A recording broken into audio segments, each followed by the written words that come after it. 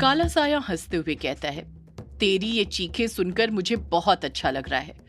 युग, तड़प और तड़प, अभी तो तुझे और तड़पना है। युग दर्द से तड़पते रहता है। वो कुछ नहीं कर पाता है क्योंकि उसके समझ में ही नहीं आ रहा था कि वो काले साए से कैसे निपटे। वो अपनी शक्तियों पर काबू पाने की कोशिश करता है, पर उसमें भी वो नाकाम हो रहा होता है। काला साया लगातार युग के शरीर की शक्तियां अपने अंदर खींचते जाता है। काला साया फिर युग से बोल पड़ता है, युग, तू यही सोच रहा है ना कि मैं तेरी शक्तियां कैसे खींच पा रहा हूं, क्योंकि इससे पहले तो तू मेरी शक्तियां खींचा करता था। इस राज का खुलासा भी मैं ही कर देता हूं। काला साया एक गहरी सांस अपने सीने के भीतर भरता है और फिर बोल पड़ता है, क्योंकि अब मेरे पास तुझसे ज्यादा शक्तियां आ चुकी हैं और शक्तियां हमेशा उसी की तरफ जाती हैं जहां पर काली शक्तियां अधिक मात्रा में केंद्रित हो। और अब वो केंद्र मैंने अपने अंदर स्थापित कर लिया है, तभी तेरी शक्तियां मेरी तरफ आ रही हैं। पिछली बार तो तूने मेरी सारी शक्तियां खींच ली थी, पर इस बार नियति ही यही चाहती है कि जीत मेरी हो। युग दर्द से कराहते रहता है। काला साया खुन्नस के साथ युग से बोल पड़ता है, मैंने तुझे मेरी तरफ आने के कई मौके दिए थे युग।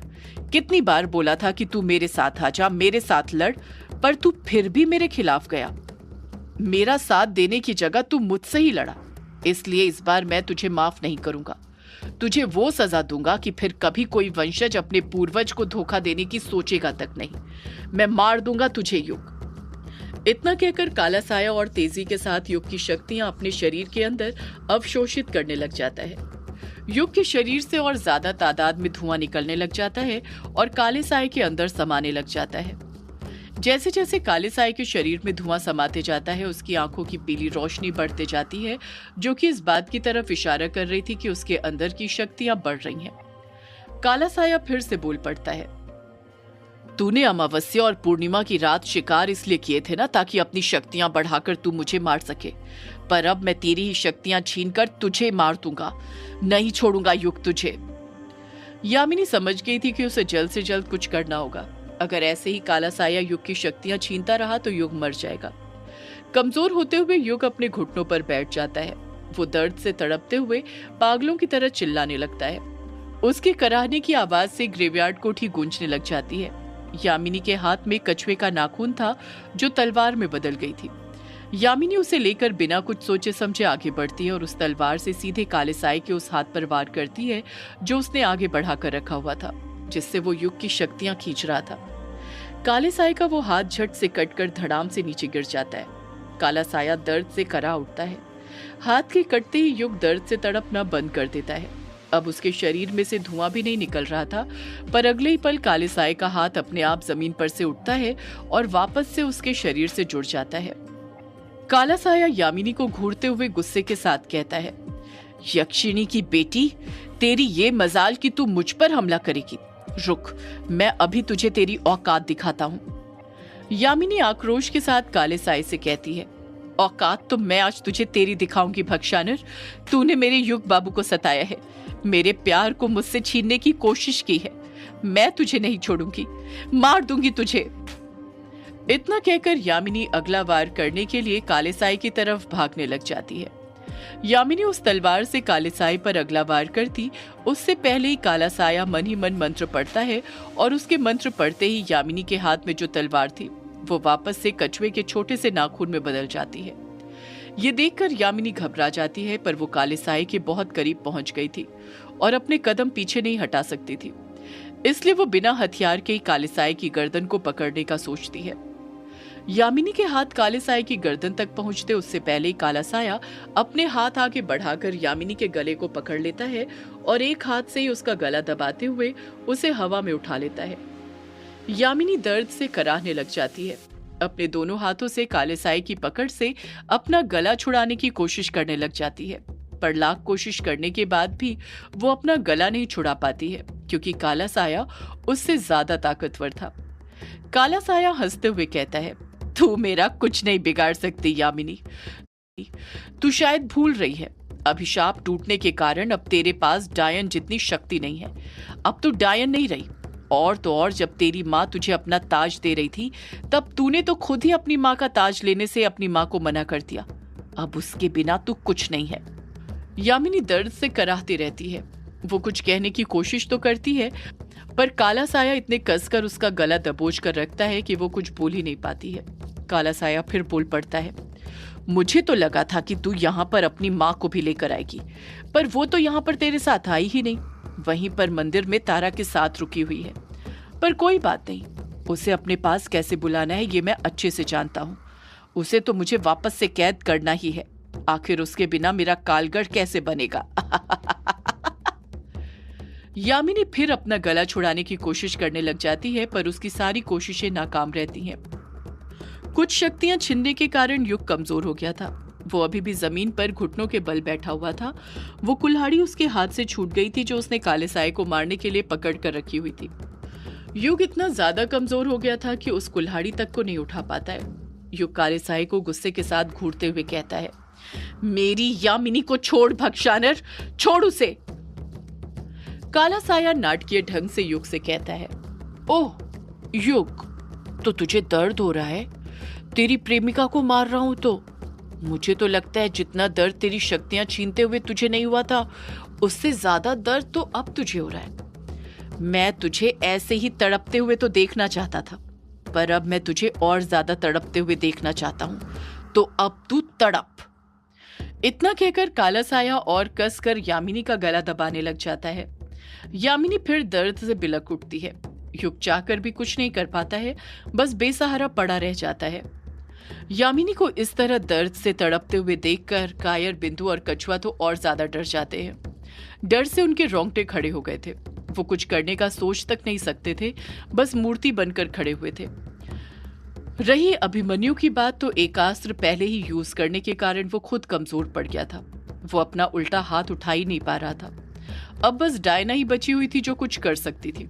वो समझ जाती है कि उसे जल्द से जल्द कुछ करना होगा, वरना काला साया यामिनी का गला घोंटकर उसे मार देगा।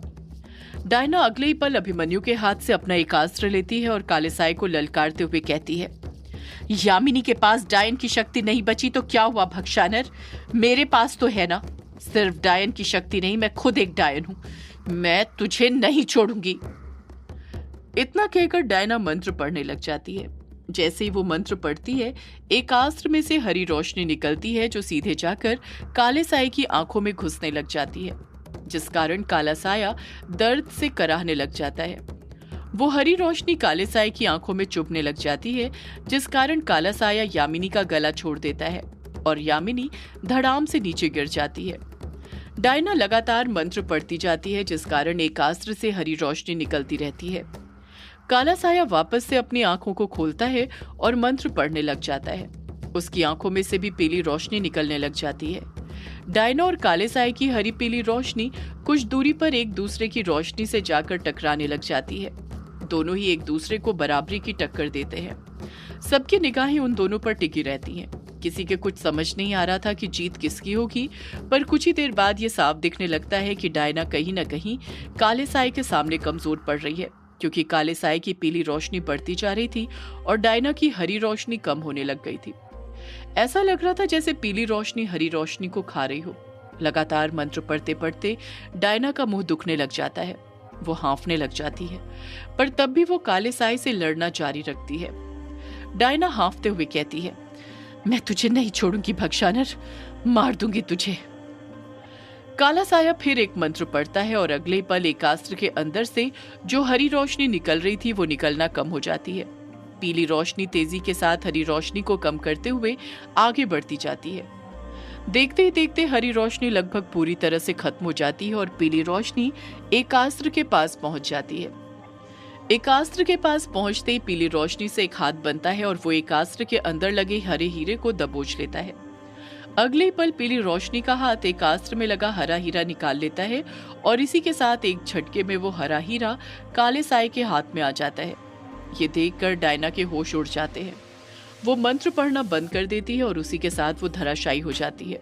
ये देखकर काला साया जोर जोर से हंसने लग जाता है। काला साया हंसते हुए कहता है, मैंने कहा था ना, तुम में से कोई भी मेरे सामने नहीं टिक सकता है। मैं ही सर्वशक्तिमान हूँ, मैं ही सबसे बलवान हूँ। डायना के इस तरह हारने से युग, यामिनी, अभिमन्यु और बाकी सबकी जो एक आखिरी उम्मीद थी, अब वो भी टूट चुकी थी। वो जान गए थे कि अब वे कुछ नहीं कर सकते हैं। काला साया की समझ आ जाता है कि उसके पास वक्त बहुत कम है, इसलिए वो अगले ही पल अभिमन्यु की तरफ देखते हुए कहता है, ला अभिमन्यु, अब सीधे सीधे ये बॉटल तू मुझे दे दे, वरना अभी तो मैंने बस तेरी डायना को धूल चटाई है, मैं उसे मौत के घाट भी उतार सकता हूँ। अभिमन्यु ना में अपना सिर हिलाते हुए डर के साथ कहता है, नहीं नहीं, मेरी डायना को कुछ मत करना, मैं दे रहा हूं तुझे वो बॉटल। इतना कहकर अभिमन्यु अपना एक हाथ बढ़ाकर वो दोनों काली पॉलीथीन उस काले साए को देने लग जाता है। काला साया भी अपना एक दूसरा हाथ आगे बढ़ाने लग जाता है। अभिमन्यु उस काले साए को वो बॉटल देने ही वाला होता है कि तभी उसके मन में कुछ आता है और वो रुक जाता है। अभिमन्यु ना में अपना सिर हिलाते हुए कहता है, नहीं, मैं तुझे ये बॉटलें नहीं देने वाला। अगर मैंने तुझे ये दे दी तो कालगढ़ बनाकर वैसे ही तू सब तबाह कर देगा, इसलिए बेहतर ये होगा कि पहले तू मुझे मार दे, उसके बाद मुझसे बॉटल ले। डायना रोते हुए कहती है, नहीं अभी, ऐसा मत करो। काला साया हंसी के साथ अभिमन्यु से कहता है, अगर तेरी आखिरी ख्वाहिश यही है तो मैं अभी इसे पूरा कर देता हूं अभिमन्यु, तुझे मारना मेरे लिए कौन सी बड़ी बात है। इतना कहकर काला साया गुस्से के साथ अभिमन्यु को घूरता है और उसे मारने के लिए अपना हाथ हवा में उठाने लग जाता है। अभिमन्यु अपनी आंखें बंद कर लेता है। काले साए का हाथ अभिमन्यु के सिर पर पड़ता उससे पहले ही काला साया खुद दर्द से चीख पड़ता है, आ!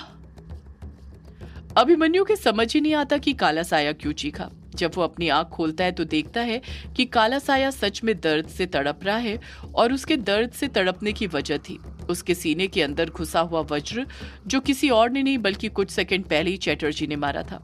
काले साए के पीछे घायल हालत में चैटर्जी खड़ा हुआ था, जो काले साए की मुर्दों की सेना को मारकर वहां पर आ गया था। वो काफी थका हुआ था, पर काले साए को मारने की खुशी उसके चेहरे पर साफ नजर आ रही थी। वो जोश से भरा हुआ था। काले साए को इस तरह दर्द से कराहता हुआ देखकर सभी के अंदर एक उम्मीद जाग जाती है। चैटर्जी को देखकर सभी के चेहरे पर चमक आ जाती है। अभिमन्यु हमदर्दी के साथ चैटर्जी से कहता है, आखिरकार मुझे बचाकर तूने अपना कर्ज उतार ही दिया मेरे आदो। चैटर्जी मुस्कुराते हुए अभिमन्यु से कहता है, नहीं आदो, कर्ज नहीं उतारा है, दोस्ती निभाई है। मैं तुझे कैसे कुछ होने देता, तू मेरा आदो है जिसने कदम कदम पर मेरा साथ दिया है। चैटर्जी गर्व के साथ अभिमन्यु से कहता है, मैंने इस काले साए की सेना के सारे मुर्दों को मार दिया है और अब इसे भी। युग, यामिनी और डायना को लगा था कि काला साया अभी धड़ाम से जमीन पर गिर जाएगा, पर वो तो पीछे सिर करके चैटर्जी और अभिमन्यु की बातें सुन रहा था। ये देख उन्हें समझ ही नहीं आता है कि काला साया अभी तक मरा क्यों नहीं है, बल्कि दर्द से उसने तो कब का कराह दिया था। चैटर्जी और अभिमन्यु एक दूसरे से हमदर्दी के साथ बातें ही कर रहे थे कि तभी काला साया अपने सीने के अंदर से वज्र को वापस से निकालता है, उसके 2 टुकड़े करता है और नुकीला वाला वज्र का सिरा पीछे से चैटर्जी के सीने के अंदर ही घुसा देता है। चैटर्जी दर्द से करा उठता है। ये सब काला साया इतनी फुर्ती के साथ करता है कि किसी को वक्त ही नहीं मिल पाता कि कोई चैटर्जी को आगाह कर सके इस वार से। काले साए ने इतनी कसकर चैटर्जी के सीने के अंदर वो वज्र घुसाया था कि दूसरी तरफ सीधे चैटर्जी का दिल ही बाहर आ गया था, जो धक धक करके धड़के जा रहा था।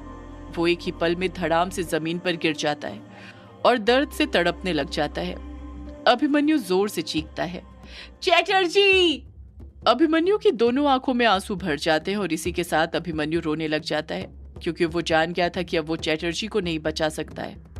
काफी देर हो गई है। सिर्फ अभिमन्यु ही नहीं बल्कि बाकी सब भी चैटर्जी को ऐसे तड़पते हुए देख रोने लग जाते हैं। चैटर्जी अभी भी दर्द से कराह रहा था। काला साया चैटर्जी को घूरते हुए कहता है, चैटर्जी, तुझे क्या लगा था कि तू हर बार मुझे इस वज्र से हरा देगा? पिछली बार वो शरीर अनुराग का था, इसलिए मुझे उसके शरीर से निकलना पड़ा, पर ये शरीर मैंने अपनी काली शक्तियों से बनाया है, वो शरीर जो इस वज्र से भी ज्यादा शक्तिशाली है। ये वज्र भी मेरा कुछ नहीं कर सकता। मैं ही सर्वशक्तिमान हूं, मैं ही सबसे बलवान हूं। काला साया फिर बोल पड़ता है, क्या बोल रहा था तू कि तूने मेरी सेना को खत्म कर दिया है? ये तो बस मेरी सेना की एक टुकड़ी थी चैटर्जी, जिसे तूने खत्म किया है। मेरी असली सेना तो अभी भी बची हुई है। मैं चाहूं तो तुझे भी अपनी सेना में शामिल कर सकता हूं, पर मैं ऐसा नहीं करूंगा क्योंकि तेरी सजा तो बस मौत ही है। इतना कहकर काला साया जो वज्र चटर्जी के सीने में घुसा हुआ था वो और कसकर दबाने लग जाता है। वो फिर दर्द से तड़पने लग जाता है। चटर्जी की सांसें लगभग पूरी उखड़ चुकी थी और अब वो मौत के आगोश में जाने वाला था। अभिमन्यु रोते हुए कहता है, नहीं, ऐसा मत कर भक्षानर। काला साया हंसते हुए कहता है, ये तो मर चुका है अभिमन्यु, अब इसका कुछ नहीं हो सकता। मैं तो बस इसे मुक्ति दे रहा हूं, मुक्ति। सदियों से है पुरानी ये है यक्षिणी की कहानी। यक्षिणी एक आग है, यक्षिणी तेरा ख्वाब है।